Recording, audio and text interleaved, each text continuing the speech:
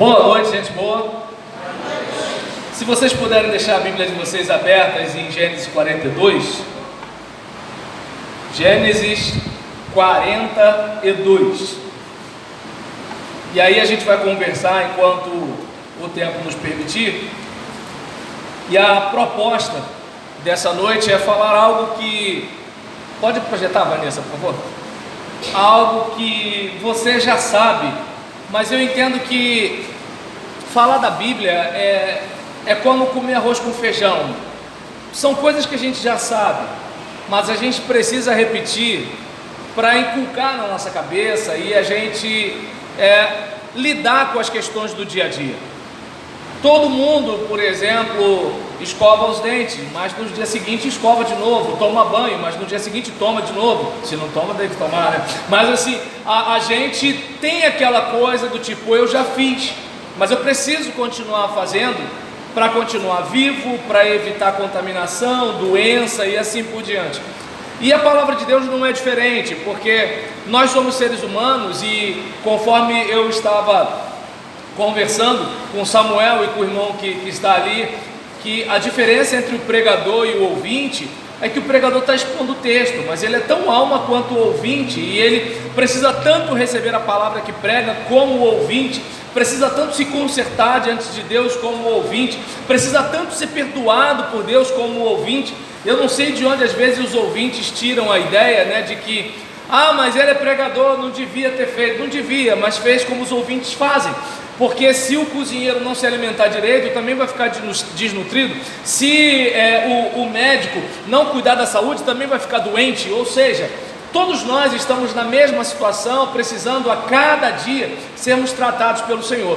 Então o que eu vou falar aqui nessa noite não é nenhuma novidade para você, e eu vou contar uma história que você já conhece, e mesmo que você nunca tenha lido sobre José, de alguma forma, algo que eu vou falar aqui, você sabe que acontece na caminhada da nossa vida. Entretanto, é importante a gente sempre lembrar que se nós somos de Deus, temos que estar fazendo constantemente uma faxina no nosso coração. E a história de José me lembra muito a nossa necessidade de perdoar. E qual de nós aqui não tem alguma coisa que precisa perdoar alguém?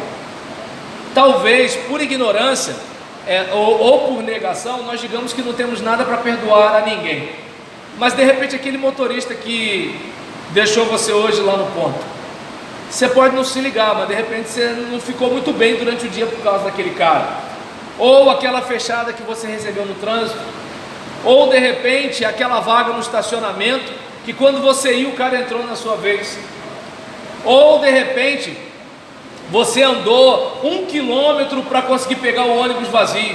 Aí quando você falou assim, vou dormir, entrou a velhinha. Eu não sei se dá para perceber que muitas vezes a gente fica com o coração manchado.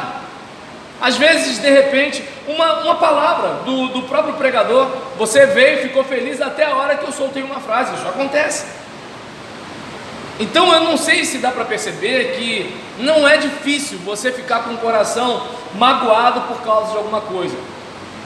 O problema é que quando nós deixamos isso acontecer, nós nos envenenamos, nós estragamos o nosso dia, estragamos a nossa semana, estragamos o nosso mês, estragamos um ano inteiro da nossa vida. Tem gente que se arrasta durante décadas por causa de mágoa. Então eu não sei se dá para perceber que a gente precisa constantemente fazer uma faxina em nossos corações, lembrando de duas coisas: das imperfeições alheias e das nossas imperfeições, porque a gente tem a tendência de achar que o inferno são os outros. Eu costumo brincar dizendo que quando alguém lê sobre Neemias, o Sambalate sempre é o outro irmão, nunca sou eu. Quando a gente lê sobre Ana e Penina, Penina sempre é outra irmã, nunca sou eu. Quando a gente lê sobre os irmãos de José com José, sempre os irmãos de José são os outros, eu sou o José. Deu para entender? Se a gente lê sobre Jesus e os apóstolos, nós somos o Jesus, os apóstolos são os outros. Então eu não sei se dá para perceber que a gente tem a tendência de sempre se ver o mocinho da história. Por isso que a gente está sempre se magoando com os outros, e por isso que às vezes a gente magoa os outros e não para pensar. Por isso que se alguém não te pediu desculpas, releva, porque de repente você pode ter ferido alguém e não pediu desculpas também. Desculpa você ter vindo aqui hoje para eu dizer que você pode ter magoado alguém e não percebeu. Perdão por fazer isso, mas alguém tem que te contar isso. Ainda mais eu que vou pregar hoje, vou embora, não volto mais, né? O pastor Felipe tem que ser mais comedido, eu não. E então, a gente vai estar falando sobre isso. Você pode ler o tema que está ali, por favor? Mais uma vez? As pessoas são o que são. Ou seja, elas não são o que você gostaria que elas fossem. É importante lembrar isso. Geralmente quando eu faço cerimônia de casamento, eu costumo dizer para as pessoas: olha, tá vendo essa menina que está aí? Ela não é o que você pensa que ela é quem ela é. Você ficou apaixonado por alguém que estava na sua cabeça, na convivência que você foi vendo quem a pessoa era, mas até você ver, você estava apaixonado, sonhava com ela, não via defeito, tua mãe apontou, mas você não quis ver. Por quê? Porque você tinha algo ideal na sua cabeça. Quando você passou a conviver, aí você percebeu que a pessoa não era o que você tinha idealizado. Se bobear, até procurou o pastor para falar assim: pastor, acho que não é de Deus não. Agora?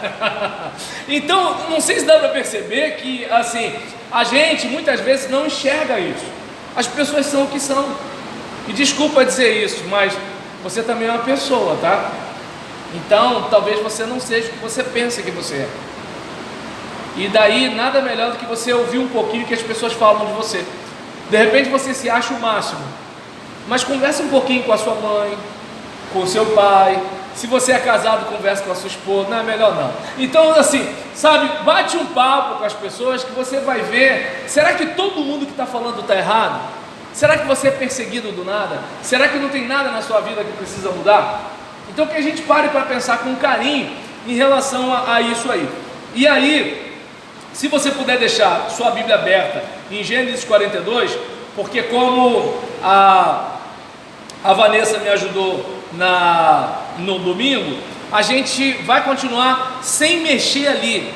Você vai consultar aí, entende? Eu não tenho dificuldade se for no celular, se for no tablet, se for no computador, se for no papel. Eu só gostaria que você consultasse, até para verificar se eu não estou mentindo para você. E aí, clica por favor, Vanessa.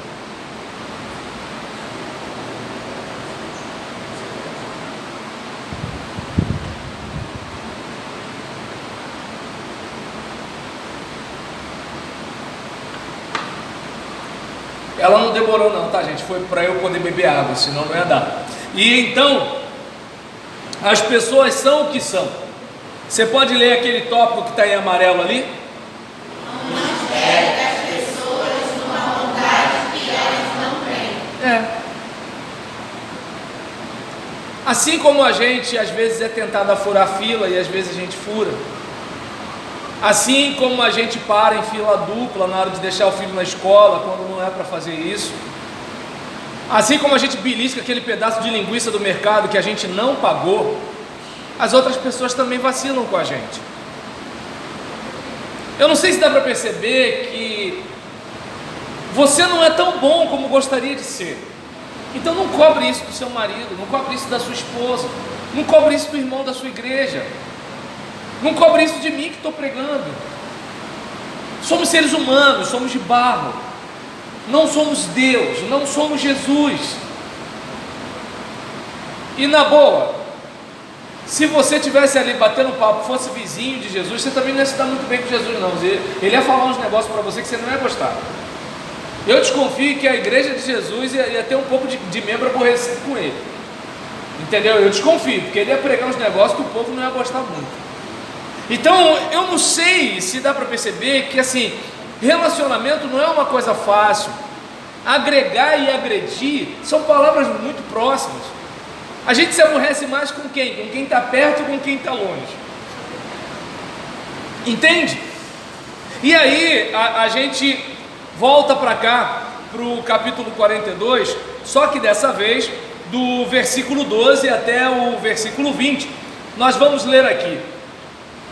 José insistiu: não, vocês vieram ver onde a nossa terra está desprotegida.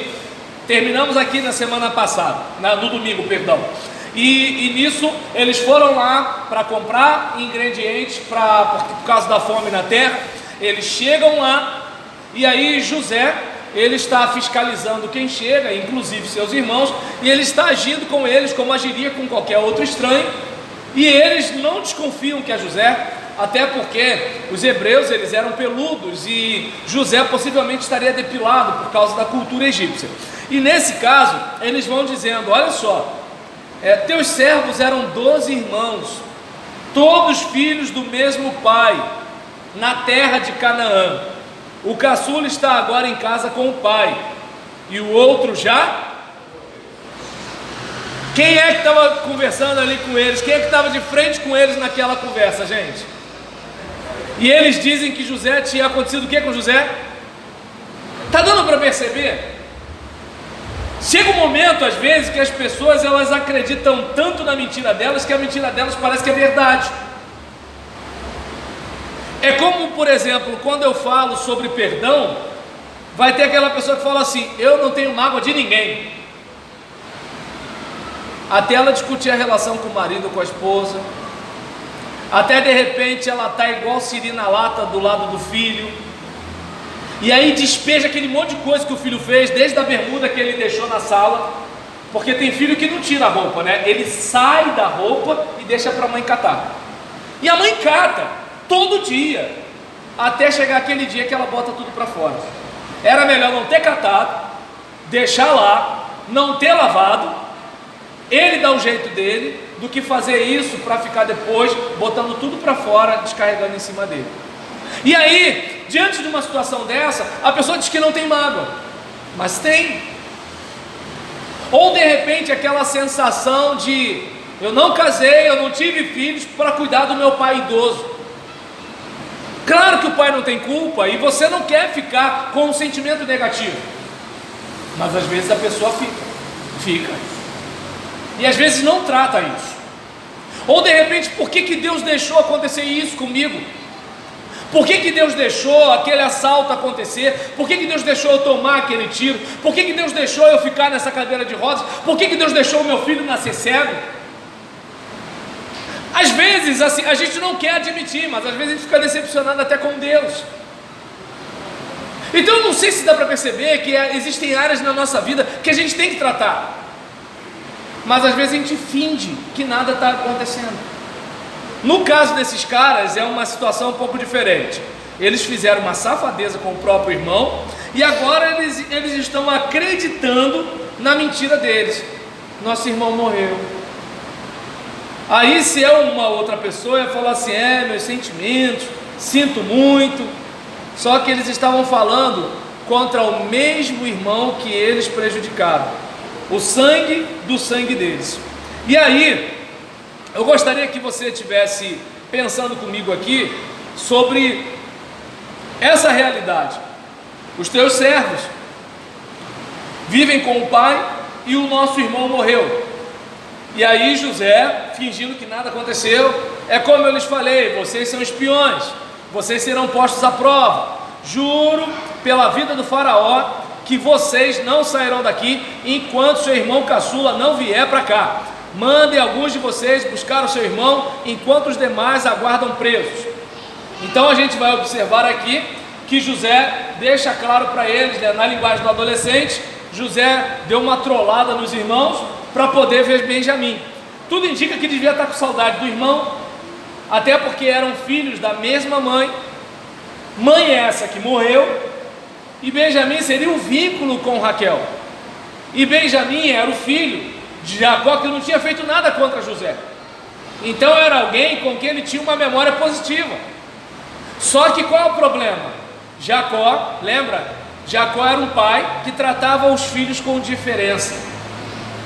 Tudo bem que os irmãos de José não era boa coisa, mas de certa forma o pai contribuiu para isso. Minha falecida mãe dizia que amava os filhos todos igualmente. Eu nunca acreditei. E nesse caso, né, ainda bem que eu, como cristão, eu sei que ela não está aqui me ouvindo, né? Senão eu ia ficar com medo depois de beber água de madrugada hoje.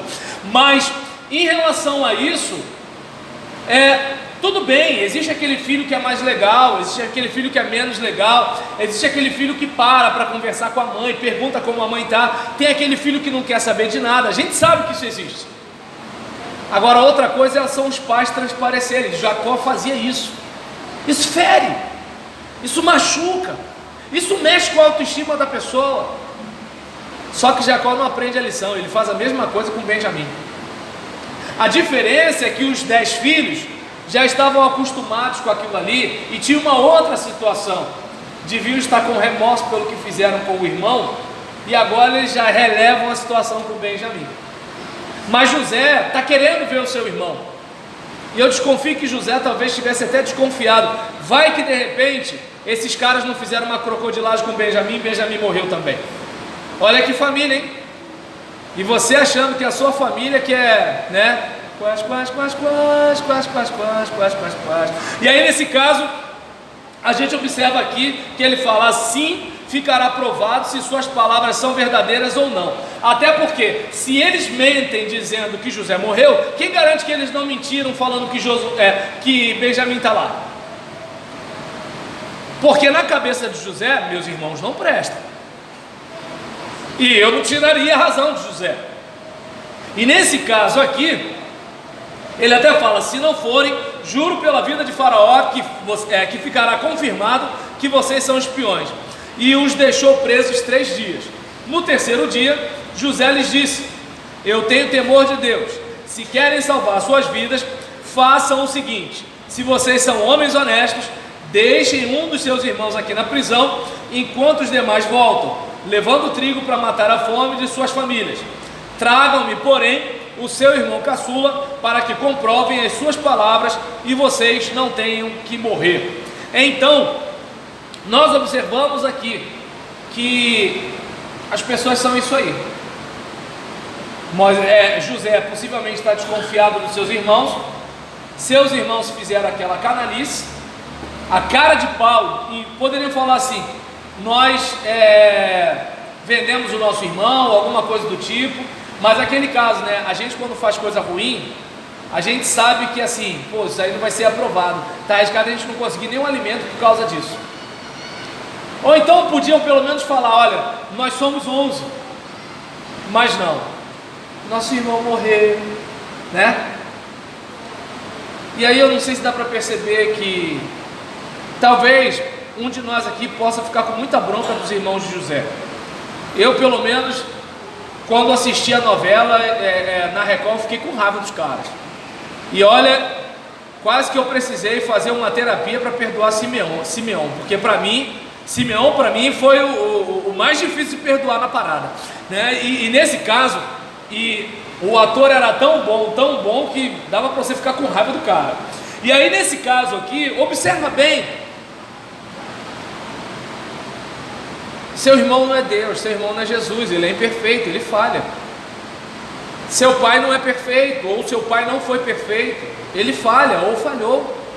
Sua mãe não é perfeita, ou não era perfeita, ela falha ou falhou. Agora eu pergunto para você: você é perfeito?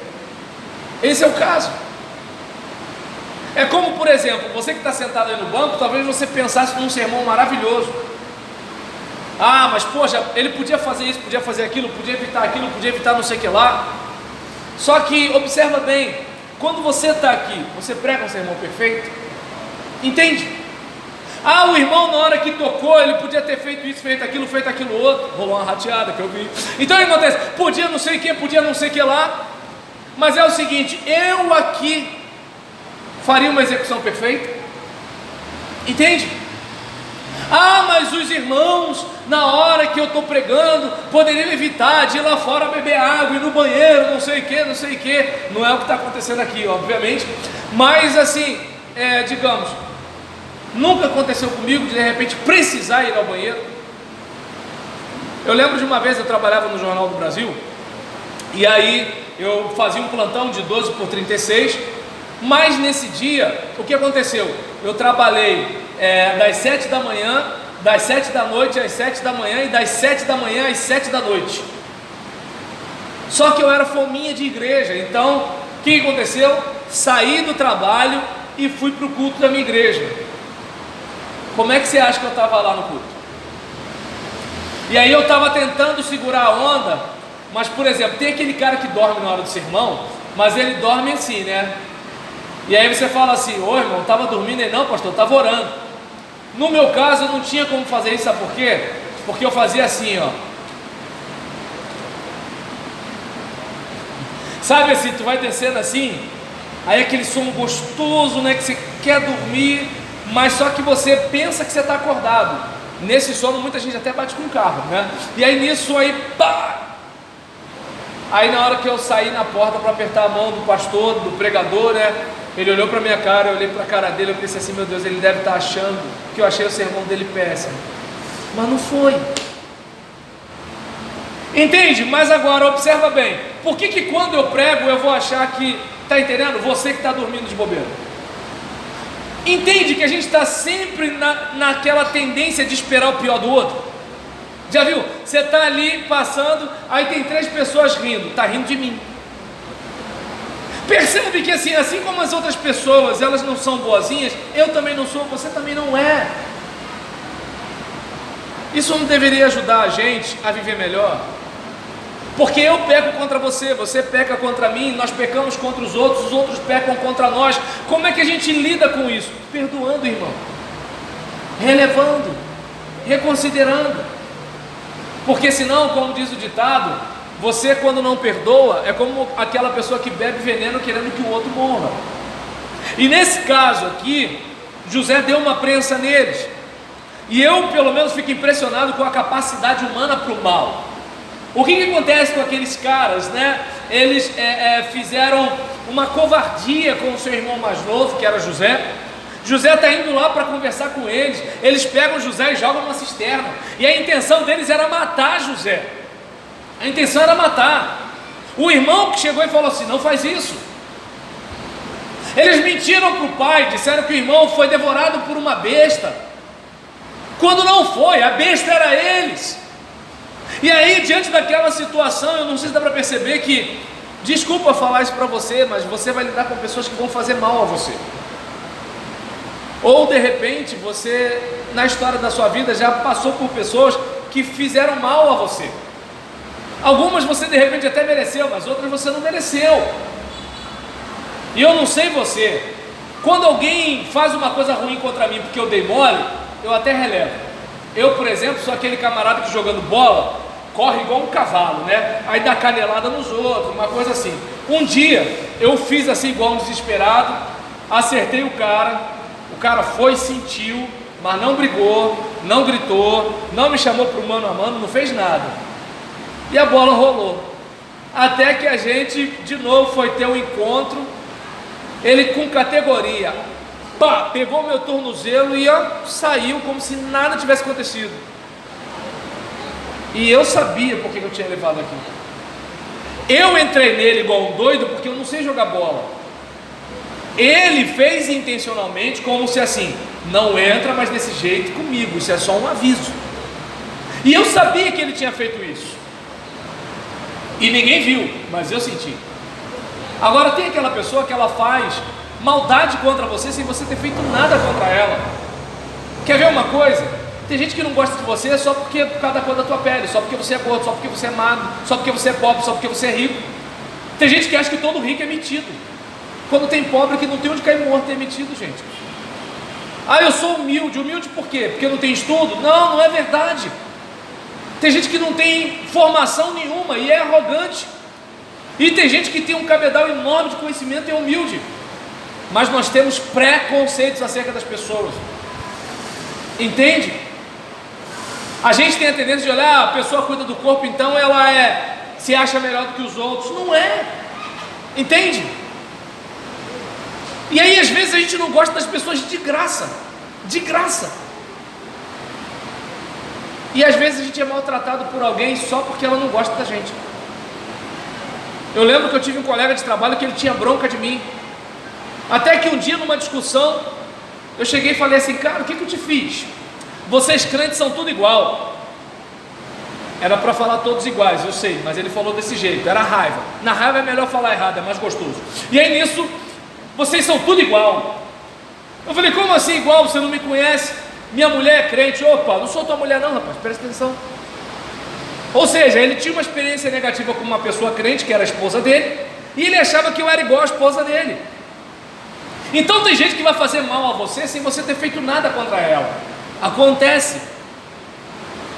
E desculpa, mas olha, faz parte da vida. É isso ou morrer. A vida não é maravilhosa. A vida não é como a nossa mãe. Estou falando da mãe que não joga filho no valão, não bota o filho em saco plástico. Estou falando de mãe, né? E aí nesse caso, diante dessa situação, eu não sei se dá para perceber que tem gente que, além de fazer mal a gente, ainda tem a capacidade de maquiar a maldade. Não foi bem assim, você entendeu errado. Que isso, eu sou tão fácil de lidar, é você que não está entendendo. Deu para perceber? Tem gente que é tão má, mas tão má, que ela consegue fingir que está fazendo por virtude. Ela consegue fingir que tem zelo pela obra de Deus. Não, ela é maquiavélica. E aí você fica assim, mas meu Deus, como é que pode isso? Pode, porque somos seres humanos. Somos seres humanos. Entretanto, é importante lembrar: você nunca feriu alguém, você nunca magoou alguém, você nunca fez nada errado consciente de que estava fazendo. Eu já, irmãos. Eu já. E diante de uma situação dessa, eu paro para pensar em dar o benefício para outra pessoa. Porque se eu falho com você, por que eu vou exigir perfeição de você quando você falhar comigo? Porque, desculpa, se a gente tem relacionamento com as pessoas, a gente vai falhar com elas e elas vão falhar comigo. E aqui a gente observa que os seres humanos, eles são passíveis de qualquer erro, e infelizmente são capazes de minimizar as faltas graves que cometeram contra nós. E olha, você também é ser humano, eu também sou ser humano, então eu e você também podemos cometer faltas graves contra as pessoas. Quer ver uma coisa interessante? Sua mãe sai cedo para o trabalho, volta tarde da noite. Você ficou de Netflix para o WhatsApp, do WhatsApp para o Instagram, do Instagram para o Facebook, do Facebook para o Snapchat, do Snapchat para o Twitter, né? E nessa brincadeira toda, a pia ficou lá. Aí, beleza, aí você vem para o culto e fica lá, derrama a tua Shekinah, Senhor, e tudo, tal. Aí eu pergunto: você foi legal com a sua mãe? Está dando para entender? É que a gente às vezes não percebe que isso é maldade, a gente não percebe. Eu estou muito tranquilo porque eu sei que boa parte de vocês aqui já são as mães, né? Vocês não fazem isso com as mães de vocês. E os mais jovens aqui são jovem top, né? Tudo crente, não fazem um negócio desse com os pais, eu sei disso. Então, nessa situação, duvido se todos eles não deixaram a louça lavada do almoço e da janta que comiam. Então, diante disso, eu não sei se dá para perceber que, assim, quantas vezes ou a mãe ou o pai falou assim: olha, eu não estou sentindo no meu coração que é para você sair. Gente, eu acho que quando mãe fala isso, gente, é pior do que dizer não vai. Porque você pode até ir, mas você vai com a pulga atrás da orelha. Então acontece: mãe, não deixa ir, mas não fala que não está sentindo não, porque o cara, ele não vai se divertir direito. E aí nesse caso, às vezes a gente fica chateado com a mãe, bronqueado com a mãe, e às vezes é ríspido com a mãe. Não sei você, mas como eu queria poder voltar no tempo e ter sido mais legal com a minha mãezinha que não está mais comigo aqui. Como eu queria, irmãos. Na minha adolescência, quantas vezes eu fiquei de cara feia com ela, fiquei chateado com ela. Responder não, porque eu sou de um tempo que eu, com 20 anos, quando eu falei alto, ela não está com um cabo de vassoura. Responder não tinha isso lá em casa não, mas cara feia a gente fazia. E quando eu lembro disso, eu falei: meu Deus, como deve ter doído no coração da minha mãe. Entende? Pode parecer bobeira para você, mas para mim não é. Eu queria voltar no tempo e ter sido um filho melhor. Só que não tem mais jeito. Se você tem mãe viva, você ainda tem jeito. E nesse caso aqui, eu não sei se dá para perceber, conforme nós falamos agora, né, que as pessoas, elas são o que são, e não espere delas uma bondade que elas não têm. As pessoas são legais até elas serem contrariadas.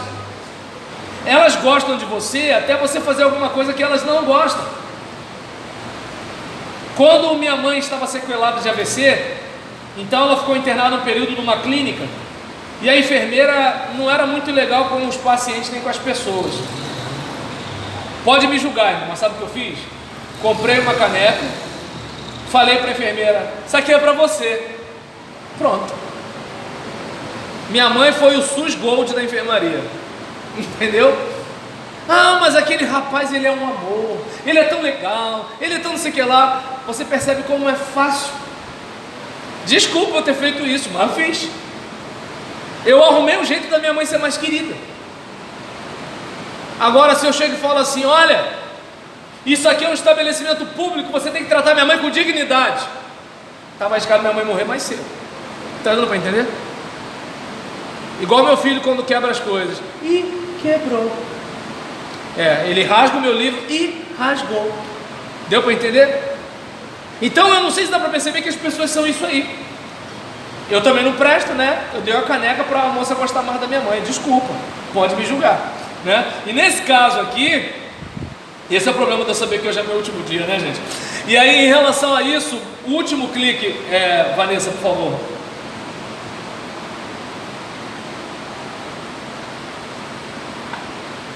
Agora ela não fez o combinado, ela foi mais rápida. Mas aí, você pode ler o tópico que está ali?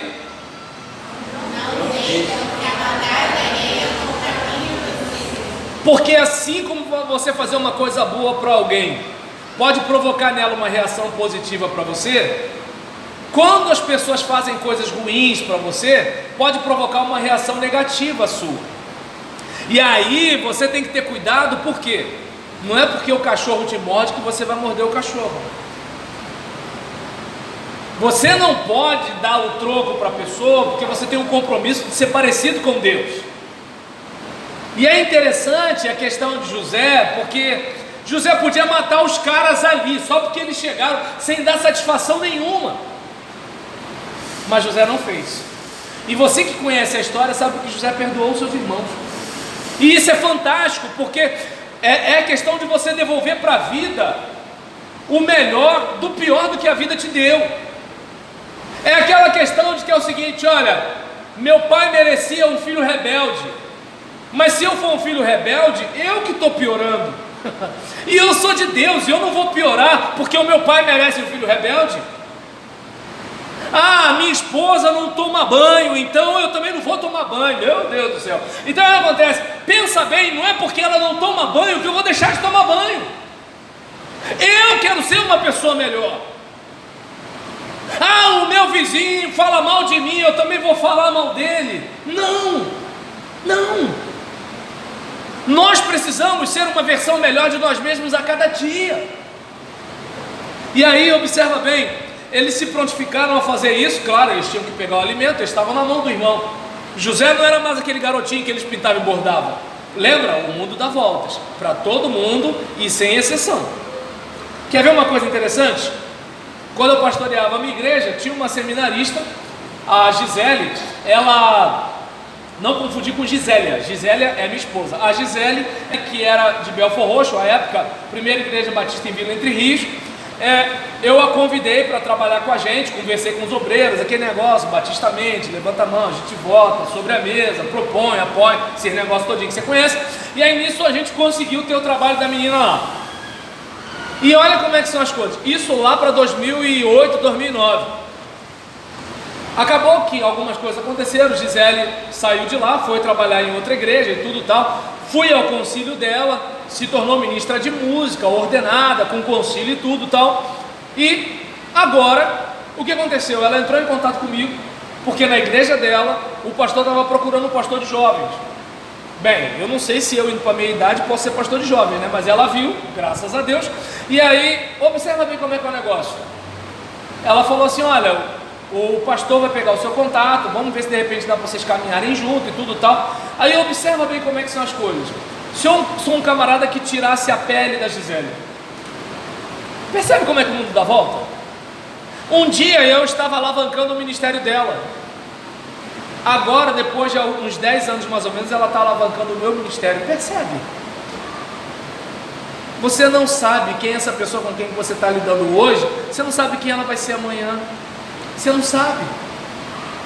É como, por exemplo, eu não sei quem vai ser a Vanessa daqui a 10 anos. Aí eu vou e trato a Vanessa de um modo indevido. E daqui a 10 anos, como é que vai ser? E aí? A Vanessa pode ser como José e me perdoar, mas ela pode assim, agora eu quero ver, pastorzinho. Está dando para perceber? O mundo dá voltas para todo mundo, sem exceção. E então, o que eles conversam uns com os outros? Olha aí o versículo: certamente estamos sendo punidos pelo que fizemos ao nosso irmão. Aquela consciência de é o seguinte: olha, eu fiz uma besteira, Deus está me castigando, Deus está me punindo, eu não devia ter feito aquilo. Vimos como ele estava angustiado quando nos implorava por sua vida, mas não lhe demos ouvidos. Na narrativa lá atrás, você só vê eles pegando e jogando na cisterna. Aqui você percebe que é como se eles estivessem assim: meus irmãos, que isso?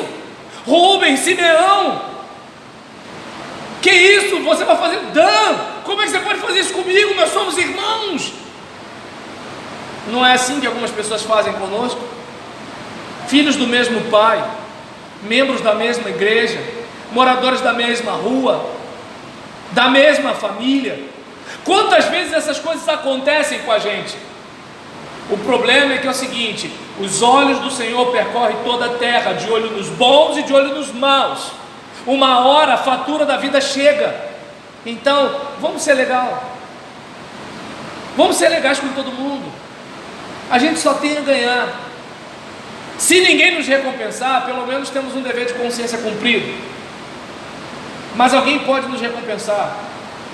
E se a gente não receber o que merece, no banco do céu a gente tem um crédito. Deus vai recompensar a gente em algum momento da nossa história. E nesse caso aqui, Rubem respondeu: eu não lhes disse que não maltratassem o menino? Mas vocês não quiseram me ouvir. Agora teremos que prestar contas do seu sangue. Eles possivelmente estavam falando em hebraico. Eles, porém, não sabiam que José podia compreendê-los, pois ele lhes falava por meio de um intérprete, na língua egípcia. Nisso José retirou-se e começou a chorar. Eu não sei se chorou por causa da maldade dos irmãos, eu não sei se chorou por causa do remorso dos irmãos, eu não sei se chorou por saber que pelo menos Rubens não queria matá-lo. E aí, nesse caso, ele chorou, mas logo depois voltou e conversou de novo com eles. Gente, a capacidade de recuperação de José é um negócio fenomenal. Eu costumo brincar dizendo que eu sou cristão, eu tenho que ser parecido com Jesus, mas eu não consigo parecer com José, gente. Não consigo parecer com José. E nesse caso aqui, ele escolheu Simeão e mandou acorrentá-lo diante deles. Desculpa, gente, mas o meu lado ruim dá vontade de falar assim: bem feito, mas eu sou crente, não posso fazer isso, né? Até porque Simeão está bem longe daqui, né? Então vamos respeitar. E aí, nisso, eu gostaria, sabe, que você observasse que aqueles irmãos ali estavam naquela aflição por causa do remorso, pelo mal que fizeram contra uma pessoa indefesa. Mas pelo menos eu observo aqui, né, que o que acontece? Há um apaziguamento no coração de José. Opa, peraí, pelo menos Rubem não queria a minha morte. E a gente observa, né, que José, ele vai, se retira e começa a chorar. E nessa hora, eu não sei você, mas eu choro com José.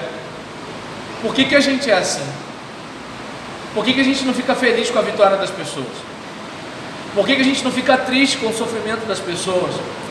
Como é que a gente consegue comer contra filé sabendo que o irmão não está comendo nem o ovo? Como é que a gente consegue dormir tranquilamente numa casa bonita sabendo que o telhado do nosso irmão pode cair?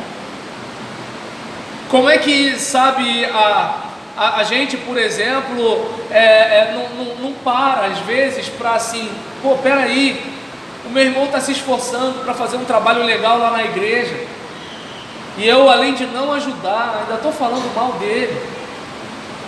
E por que a gente também, quando está do outro lado, não consegue perceber o seguinte: poxa, eu faço tudo isso, por que eu não perdoo o meu irmão quando ele faz isso também?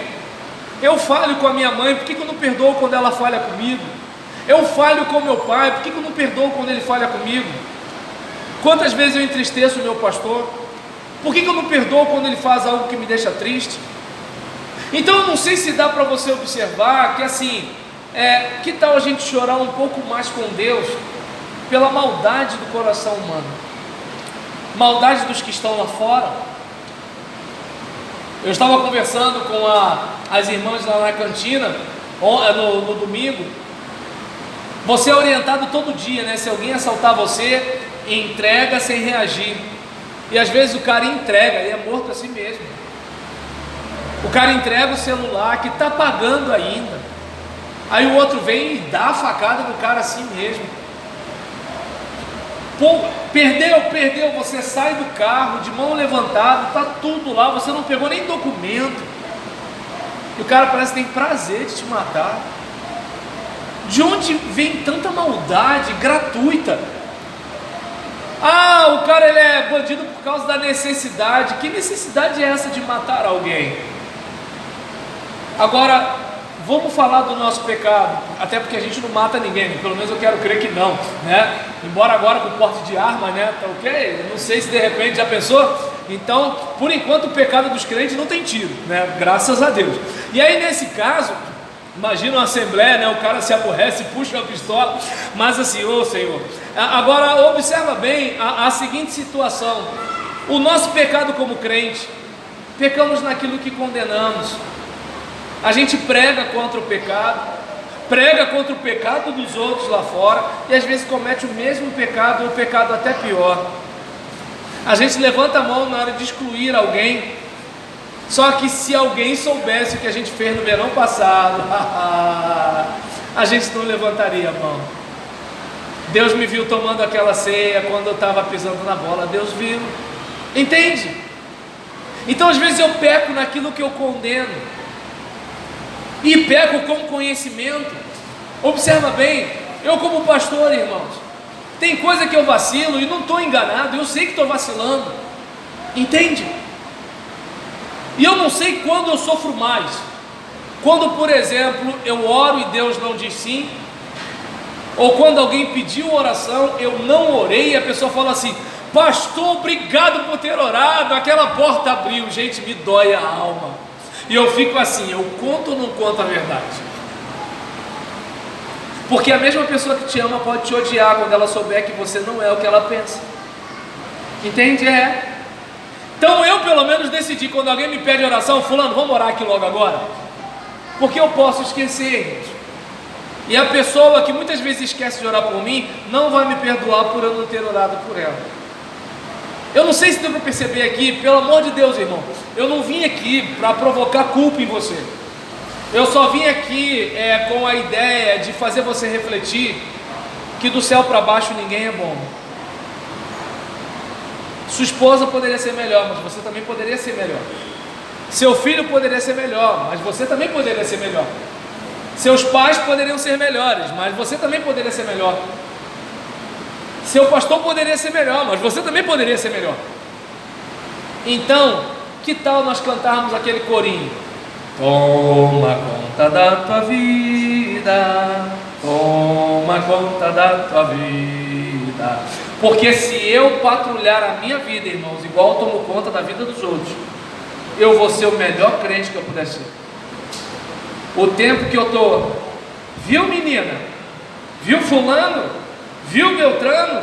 Enquanto isso eu vejo assim, gente, eu orei menos de 15 minutos, eu não li nem um capítulo da Bíblia hoje.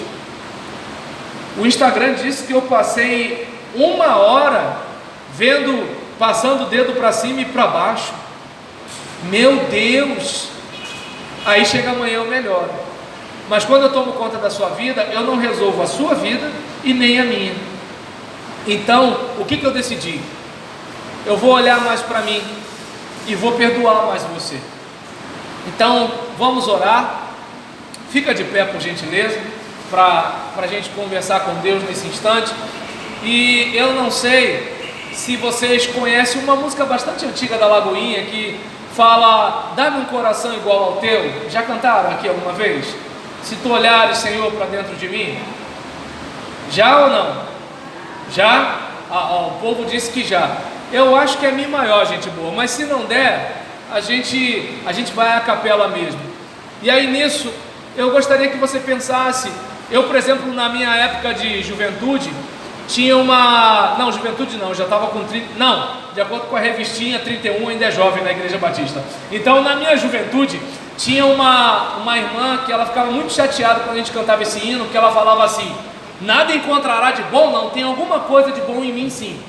Só que Paulo fala o seguinte: em mim, isto é, na minha carne, não habita bem algum. Então há em nós uma inclinação para o mal. Desculpa dizer isso para você, mas há. E aí o autor ele fala, né? Se tu olhares, Senhor, para dentro de mim, nada encontrará de bom, mas um desejo eu tenho de ser transformado. Preciso tanto do teu perdão. Dá-me um novo coração. Dá-me um coração igual ao teu, meu mestre. Coração disposto a obedecer. Cumprir todo o teu querer. Dá-me um coração igual ao teu. Então pensa nisso com carinho.